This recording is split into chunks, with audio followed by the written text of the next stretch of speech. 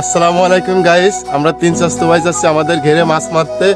তো আমরা এক ধরনের সুন্দর একটা আদার প্রয়োগ করব, সেটা কি কি দিয়ে বানাইছি সেটা আমার চাস্তু ভাইদের জিজ্ঞেস করবো। আলিফ, এই যে এটা উঁচু করো, এই জায়গায় কি কি দিছো এই আদার হিসাবে মাছের জন্য?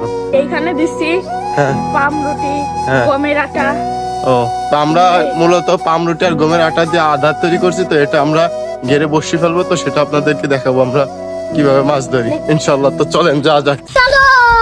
একটা বাজছে, না ভাই, কেবল এসে প্রথমটা ফেলাচ্ছি। তো আমরা এখানে বড়শি দিয়ে মাছ ধরতেছি। তো আমরা কেবল থেকে এইমাত্র টোপ দিছি।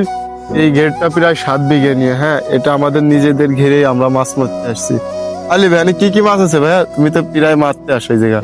আলিফ, এখানে কি কি মাছ আছে? দেখে এদিক তাকাও, এখানে ভাই অনেক রকমের মাছ আছে।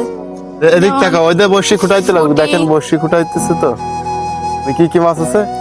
ফুটি, তেলাপিয়া, হ্যাঁ পাঙ্গাস, বাটা মাছ, দেশি পুঁটি, হ্যাঁ। মায়া মাছ, চিংড়ি মাছ, আইন মাছ, আরো অনেক ধরনের মাছ আছে ভাই। মাশাআল্লাহ, পুঁটিটার সাইজটা আলহামদুলিল্লাহ খুবই ভালো। তো আপনাদেরকে কাছ থেকে দেখাই, দেখেন কি সুন্দর পুঁটিটা।